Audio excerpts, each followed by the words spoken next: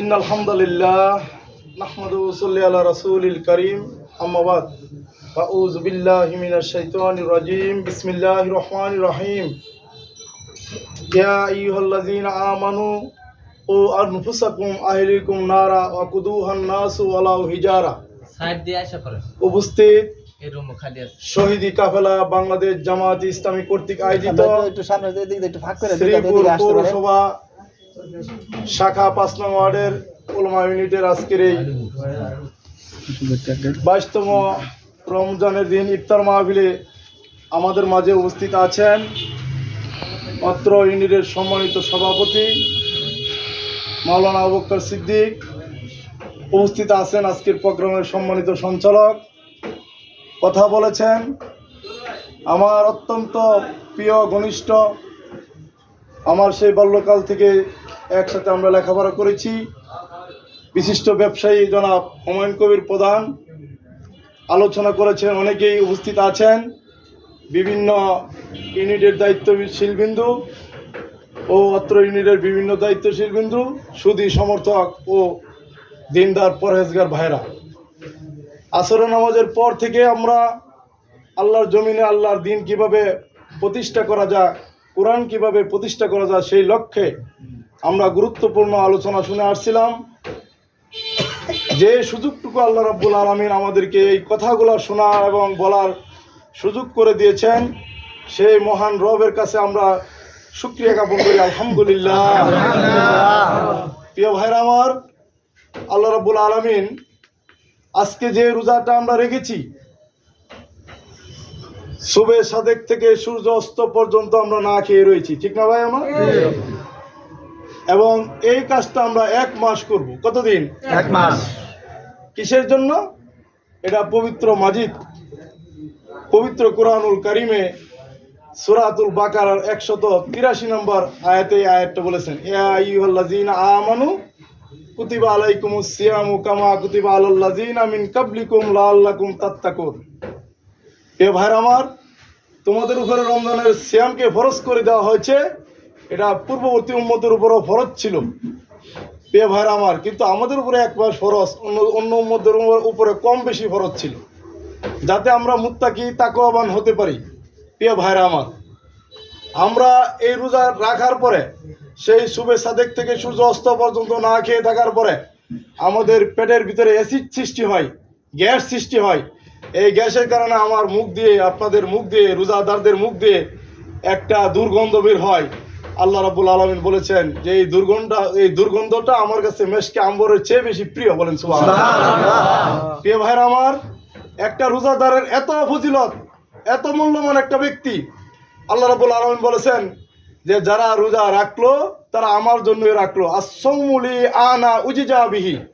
এবং রোজাদারের আমল, তাদের সওয়াব ফেরেশতাদেরকে বলা হয়েছে তোমরা রোজার আমলটা তোমরা লেখো না, এটা আমার কাছে দিয়ে দাও। আল্লাহ রাব্বুল আলামিন বলছেন যারা রোজা রাখলো তাদের প্রতিদান, তাদের পুরস্কার আমি আল্লাহ নিজেই হয়ে যাবো। বলেন সুবহানাল্লাহ। এই ভাইরা আমার, এইরকম ফজিলতপূর্ণ রোজা আল্লাহ রাব্বুল আলামিন জানেন, জাহান্নাম এবং জান্নাতের 2টি শাখা আছে, একটা হলো জান্নাত, একটা হলো জাহান্নাম, আছে না? এই জান্নাতের 8টি শাখা আছে, 8টি দরজা আছে। একটি দরজার নাম হলো রাইয়ান। যারা রোজা রাখবে তাদের জন্য এই স্পেশালিস্ট দরজা দিয়ে জান্নাতে প্রবেশ করা হবে। এই দরজা দিয়ে আর অন্য কেউ প্রবেশ করবে না, যতই আমলদারি হোক না কেন। কিন্তু রোজাদার ছাড়া, সিয়াম পালনকারী ছাড়া এই দরজা দিয়ে আর কেউ প্রবেশ করতে পারবে না, সেটার নাম হলো রাইয়ান। বলেন সুবহানাল্লাহ। প্রিয় ভাইরা আমার, এত ফজিলত এই রোজাতে রেখেছেন, এই রোজা জন্য আমাদের এত গিফট রেখেছেন আল্লাহ রাব্বুল আলামিন। কিন্তু প্রিয় ভাইরা আমার, আমরা রোজা রেখি সারাদিন পানি টানি কিছু খাই না, একবারে কোনো কিছুই খাই না আল্লাহর ভয়ে। কার ভয়ে? প্রিয় ভাইরা আমার, পানি খেলে কি রোজা ভেঙে যায় না? যে কোনো জিনিস পানাহার করলে তো রোজা ভেঙে যায়। প্রিয় ভাইরা আমার, আল্লাহ রাসূল সাল্লাল্লাহু আলাইহি ওয়াসাল্লাম বলেছেন যে ব্যক্তি সিয়াম পালন করলো কিন্তু মিথ্যা কথা পরিহার করতে পারলো না, তার রোজা রেখে কোনো লাভ নেই। বলেন নাউজুবিল্লাহ। প্রিয় ভাইরা আমার, আমরা দেখেছি হাজার হাজার লক্ষ লক্ষ মানুষ, মুসল্লিরা এদেশে সিয়াম পালন করতে গিয়ে সতর্ক অবলম্বন করে কিন্তু মিথ্যা কথা বলতে অবলম্বন করে না প্রিয় ভাইরা আমার। কিন্তু মিথ্যা কথা যদি আমরা বলি, মিথ্যা আশ্রয় নেই, মিথ্যা সাক্ষী দেই, তাহলে আমাদের কি রোজা হবে? এই সারাদিন উপবাস থাকা কোনো কাজে আসবে না। এই কারণে আমরা যারা রোজাদার, আমরা কোনো অবস্থাতেই মিথ্যা কথা বলবো না। বলবো? আমরা মুখ দিয়ে কথা বলার আগে আমরা সতর্ক থাকবো, বলার আগে আমরা ভাববো যে এই কথাটা কি মিথ্যা বা এটা কি অন্য ধরনের কথা হয় কিনা। প্রিয় ভাইরা আমার, এইভাবে আমাদের রোজার ফজিলত আমাদের কায়েম করতে হবে। আপনারা জানেন এই যে রোজা, এটা পবিত্র কোরআনের মাজিদে মাত্র একটি আয়াতে বলেছে। কয়টি আয়াতে? কিন্তু আল্লাহর জমিনে আল্লাহর দিনকে প্রতিষ্ঠা করার জন্য এটা 903 বার বলেছেন যে আল্লাহর জমিনে আল্লাহর দিনকে প্রতিষ্ঠা করো। বলেন নাই? আন আকিমুদ্দিন ওয়ালা তাতাফাররাকু ফি, আল্লাহর জমিনে আল্লাহর কোরআনকে প্রতিষ্ঠিত করো। প্রিয় ভাইরা আমার, আমাদের এই বাংলাদেশে 53 বছর হয়ে গেল বাংলাদেশের বয়স। এই 53 বছর বয়সে আমাদের এই বাংলাদেশে আল্লাহর আইন দিয়ে কি আমার সমাজ পরিচালনা হয়? আমার ব্যক্তি পরিচালনা হয়? আমার রাষ্ট্র পরিচালনা হয়? প্রিয় ভাইরা আমার সমাজ, আমার রাষ্ট্র, আমার ব্যক্তি, এটা একমাত্র কোরআন দিয়ে পরিচালনা করতে হবে। প্রিয় ভাইরা আমার, সংবিধান কি? আল কোরআন। সৃষ্টি যার, আইন চলতার, আল্লাহ খাল অল আমরু, সৃষ্টি যার, আইন চলতার, ইনিল হুকমু ইন্না লিল্লাহ, হুকুম কা একমাত্র হুকুম চলবে কার? আল্লাহ। আমাদের এই দেশে একমাত্র আল্লাহর হুকুম চলে না। আপনারা জানেন এই বিগত 53 বছর যারা রাষ্ট্রীয় ক্ষমতায় ছিল, তারা আল্লাহর কোরআন দিয়ে সংসদ পরিচালনা করে নাই। তারা কিভাবে সংসদ পরিচালনা করেছে? তারা নিজের মন গড়া আইন তৈরি করে, তারা নিজের সংবিধান তৈরি করে, তারা এই সংবিধান দিয়ে দেশ পরিচালনা করেছে। অথচ মানব রচিত কোনো আইন দিয়ে দেশ পরিচালনা করা, সেটা হলো কুফরি। সেটা কি? এবং যারা আল্লাহর কোরআনকে বাদ দিয়ে নিজের মন গড়া আইন তৈরি করে দেশ পরিচালনা করে, তারা কাফের। সূরা মাইদার 40 নম্বর আয়াতে আমার ভাই বলেছেন, যেমন লাম ইয়াহকুম বিমা আনজালাল্লাহু ফাউলাইকা হুমুল কাফিরুন, যারা মানব রচিত আইন দিয়ে দেশ পরিচালনা করে তারা কাফের। ওমান লাম ইয়াহকুম বিমা আনজালাল্লাহু ফাউলাইকা হুমুজ জালিমুন, যারা মানব রচিত আইন দিয়ে দেশ পরিচালনা করে, বিচার ফয়সালা করে, তারা জালেম। ওমান লাম ইয়াহকুম বিমা আনজালাল্লাহু ফাউলাইকা হুমুল ফাসিকুন, যারা মানব রচিত আইন দিয়ে দেশ পরিচালনা করে, বিচার ফয়সালা করে, রাষ্ট্র পরিচালনা করে, তারা ফাসেক। প্রিয় ভাইরা আমার, যারা জালেম, ফাসেক, কাফের, তাদের জন্য কি জান্নাত আছে? না। তাদের জন্য জান্নাত একমাত্র হলো মুত্তাকিদের জন্য, নাকি? প্রিয় ভাইরা আমার, আপনারা জানেন আমাদের সেই মুত্তাকি, এই রমজান থেকে আমাদের মুত্তাকি হতে হবে, আমাদের পরহেজগার হতে হবে, আমাদের তাকওয়া অবলম্বন করতে হবে। প্রিয় ভাইরা আমার, আপনারা জানেন 17 রমজান আল্লাহ রাসূল সাল্লাল্লাহু আলাইহি সাল্লাম আমাদের ইসলামের সর্বপ্রথম যুদ্ধ কোনটা হয়েছিল জানেন? বদরের যুদ্ধ। সেটা সেই 17 রমজানে সংঘটিত হয়েছিল। সেখানে রোজা আল্লাহ রাসূল বলেছিলেন যে তোমরা রোজা ভেঙে ফেলো, এই যুদ্ধের জন্য প্রস্তুতি নাও, শরীর শক্তি সঞ্চয় করো। প্রিয় ভাইরা আমার, সেই 17 রমজানে বদরের যুদ্ধে সর্বপ্রথম আমাদের বিজয় এনেছিলেন। আপনারা জানেন সেই যুদ্ধে যখন 311 জন সাহাবীরা রেডি হয়েছিলেন, তখন 2 জন বাচ্চা, মাস এবং মুয়াজ, 2 জন বাচ্চা ইয়া রাসূলুল্লাহ আমাকে এই যুদ্ধে অংশগ্রহণ করেন। প্রিয় ভাইরা আমার, কথাটা বলার উদ্দেশ্য এটাই যে আমরা ইসলামের কথা শুনলে, আন্দোলনের কথা শুনলে, জিহাদের কথা শুনলে আমরা ঘর থেকে বেরোতে চাই না। প্রিয় ভাইরা আমার, সেই দিন সেই ছোট 2টি বাচ্চা, মাস এবং মুয়াজ, বলেছিলেন ইয়া রাসূলুল্লাহ আমাকে আপনি এই বদরের যুদ্ধে আমাকে অংশগ্রহণ করান। আল্লাহ রাসূল বলেছিলেন তোমরা তো নাবালক মানুষ, তোমাদের শক্তি নাই শরীরে, তোমরা যুদ্ধে অংশগ্রহণ করতে পারবে না। বাচ্চারা বলছেন ইয়া রাসূলুল্লাহ আমাদের শরীরে শক্তি আছে। বড় বাচ্চাকে অ্যাকসেপ্ট করার পরে ছোট বাচ্চা বললেন যে ইয়া রাসূলুল্লাহ আমার ভাইকে নিয়েছেন, আমাকে নিতে হবে। এখন আপনাদেরকে বলা হয় যে আমাদের কোরআনের অবমাননা করা হয়েছে, ইসলামের অবমাননা করা হয়েছে। আজকে এই এলাকা থেকে কয়েক হাজার লোক রাস্তায় নামতে হবে, আন্দোলন করতে হবে, কোরআনের বিরুদ্ধে যারা অবস্থান করেছে তাদের বিরুদ্ধে রুখে দাঁড়াতে হবে।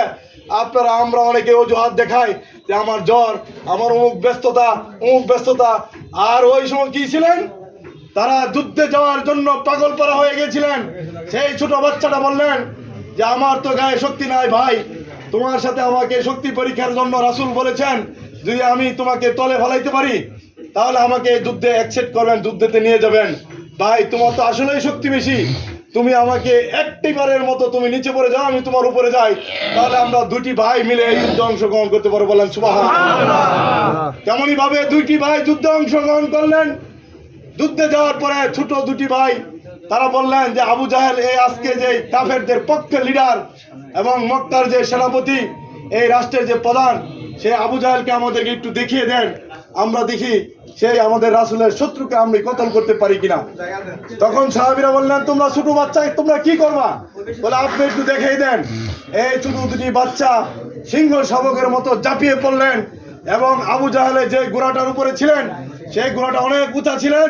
এই বাচ্চারা আবু জাহেলকে লাগুর পায় নাই। তখন তারা অস্ত্র দিয়ে এই ঘোড়ার পায়ের মধ্যে আঘাত করার পরে ঘোড়ার পা কেটে পড়ে যাওয়ার পরে আবু জাহেল এই জমিনে পড়ার পরে এই মাস এবং মুয়াজ দুটি ভাই তারা আবু জাহেলকে পিটিয়ে আহত করলেন। এবং আবু জাহেলের যে ছেলে আকরামা রাদিয়াল্লাহু আনহু, পরবর্তীতে উনি মুসলমান হয়েছেন, ওই সময় কাফের ছিলেন, তার বাপের পক্ষে লড়েছিলেন।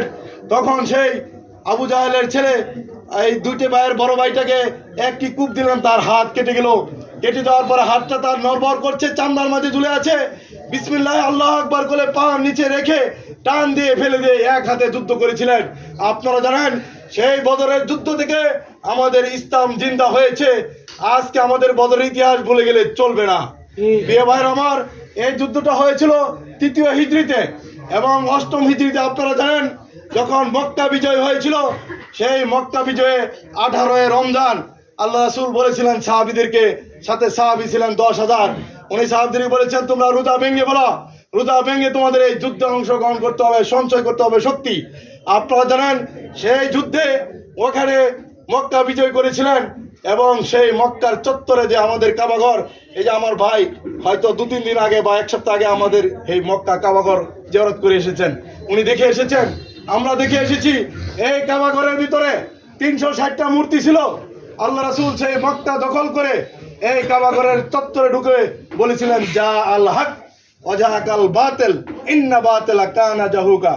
সত্য এসে গেছে, যা আল হক, সত্য এসে গেছে, ওয়াজাহাকাল বাতিল, মিথ্যা বিলুপ্ত হয়েছে, ইন্না বাতিল, নিশ্চয় মিথ্যা বিলুপ্ত হবে, কানা জাহুকা, মিথ্যা তো বিলুপ্ত হওয়ারই কথা। প্রিয় ভাইরা আমার, আল্লাহ রাসূল ছিলেন, আল্লাহ রাসূল এই কথা বলে কাবা ঘরের ভিতরে প্রবেশ করলেন এবং বুখারীর হাদিস, ওনার হাতে ছিল লাঠি, সেই লাঠি দিয়ে সমস্ত 360টা মূর্তিকে ভেঙে টুকরো টুকরো করে এই মক্কা থেকে অপসারণ করে আজ পর্যন্ত মক্কার চত্বরে কোনো মূর্তি স্থাপনা করা হয় নাই। এবং যে দখল হয়েছে আমাদের আয়ত্তে এখনো মক্কা মদিনা আছে এবং কিয়ামত পর্যন্ত মক্কা এবং মদিনার চত্বরে যেটা হারাম বলা হয়, এই হারাম চত্বরের ভিতরে কোনো প্রকারের এখানে অসাধু লোক ঢুকতে পারবে না, মুসলমান ছাড়া অন্য কারো প্রবেশ করা নিষেধ।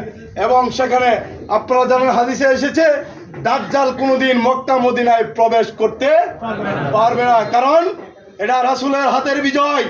আপনারা জানেন এই মক্কা মদিনার যে চতুর্পাশে একটা এরিয়া আছে, সেই এরিয়াতে আল্লাহ রাব্বুল আলামিন আমাদের এই আল্লাহ রাব্বুল আলামিন ফেরেশতাদেরকে নিযুক্ত করে রেখেছেন খোলা তরবারি দিয়া। এখানে দাজ্জাল প্রবেশ করতে পারবে না, পারলে দাজ্জালকে ফেরেশতারা কতল করবেন। সুবহানাল্লাহ। প্রিয় ভাইরা আমার, তেমনি ভাবে ইসলাম আসলে এমনিতে আসে নাই, ইসলাম অনেক রক্তক্ষরণের মধ্যে এই দেশে প্রতিষ্ঠিত হয়েছে। প্রিয় ভাইরা আমার, আপনারা জানেন বদরের যুদ্ধে সেই ইতিহাস ভুলে গেলে চলবে না। যখন 313 জন সাহাবী নিয়ে বদরের চত্বরে গেলেন, আল্লাহ রাসূল একটু মনে মনে বিভ্রান্ত হলেন যে 1000 সশস্ত্র বাহিনীর মধ্যে আমি 313 জন সাহাবী নিয়ে কিভাবে লড়বো। প্রিয় ভাইয়ের আমার, আল্লাহ রাসূল যখন মসজিদে আরিশ, যারা হজে গিয়েছেন তারা দেখে আসছেন, মদিনাতে আছে তায়েবের কাছে, এই মসজিদে আরিশের কাছে 2 হাত তুলে যখন আল্লাহর কাছে দোয়া করলেন, আল্লাহ রাব্বুল আলামিন 5000 ফেরেশতা নাজিল করলেন পর্যায়ক্রমে, একবারে নয়, পর্যায়ক্রমে 5000 ফেরেশতা নাজিল করলেন। সেই ফেরেশতাগুলো বসলেন জাবালে মালাইকা, একটা পাহাড় আছে জাবালে মালাইকা, এই পাহাড়ের উপরে আসা ফেরেশতাগুলো বসলেন। এবং সেই যুদ্ধে আপনারা জানেন এই 5000 ফেরেশতা থাকা সত্ত্বেও এখানে 14 জন সাহাবী আমাদের শহীদ হয়েছিলেন, ঠিক কিনা ভাইরা আমার? এই 14 জন সাহাবী শহীদ হওয়ার পরে ফেরেশতারা, একজন ফেরেশতাই তো যথেষ্ট ছিল 1000 কাফেরদের বিরুদ্ধে লড়া, নাকি? অতএব আল্লাহ রাব্বুল আলামিন বুঝাইতেছেন যে আমি ফেরেশতা পৃথিবীতে পাঠাই নাই যুদ্ধ করার জন্য, কিন্তু যারা সাহায্য করবে, সাহায্য চাইবে, তাদের যুদ্ধের সাথে তাদের হাতের সাথে আমার ফেরেশতারা সাহায্য করবে। প্রিয় ভাইরা আমার, সেখানে আবু জাহেলের চেলাপেলারা 70 জন এখানে নিহত হলেন, চিরতরে জাহান্নামে পাঠিয়ে দিলেন। সেই বদরের যুদ্ধ থেকে আমাদের ইসলামের প্রথম যুদ্ধ আমরা বিজয় হয়েছিল। এইভাবে পর্যায়ক্রমে আমাদের ইসলামের যুদ্ধগুলো আমরা ছিনিয়ে এনেছিলাম। প্রিয় ভাইয়ের আমার, সেখানে যখন বদরের 14 জন সাহাবীর রক্ত জমিনে ঝরে গেল, তখন ফেরেশতারা আল্লাহ রাসূলের সৈন্যদেরকে সাহাবীদেরকে সাহায্য করলেন। প্রিয় ভাইয়ের আমার, আপনারা জানেন আমাদের এই বাংলাদেশে 53 বছর বয়সে, প্রিয় ভাইয়ের আমার একটু কথা কম বলি, আমাদের বাংলাদেশে 53 বছর বয়সে আমাদের এই দেশে আমাদের মুসলমানদের ইমানি শক্তিদের, আমাদের ওলি আল্লাহদের এই দেশে রক্ত ঝরে নাই। প্রিয় ভাইয়ের আমার, আপনারা জানেন কোরআনের পাখি আল্লামা দেলোয়ার হোসেন সাঈদী, উনি একজন নির্দোষ মানুষ। ওনার কথায় হাজার হাজার মানুষ মুসলমান হয়েছে, লক্ষ কোটি মানুষ উনি দিন বুঝেছে। তাকে 13টি বছর বিনা অন্যায়ে জেল খেটিয়ে তারে ইঞ্জেকশন পুশ করে তারে দুনিয়া থেকে বিদায় করে দেওয়া হয়েছে, তাকে শহীদ করে দেওয়া হয়েছে। তার রক্ত এই জমিনে ঝরেছে, আল্লামা নিজামীর রক্ত জমিনে ঝরেছে, আলী হাসান মুজাহিদের রক্ত ঝরেছে। এই দেশে আমাদের শাপলা চত্বরে হেফাজতের ইসলামের রক্ত ঝরেছে, আমাদের আলেম ওলামা হাফেজদের রক্ত ঝরেছে।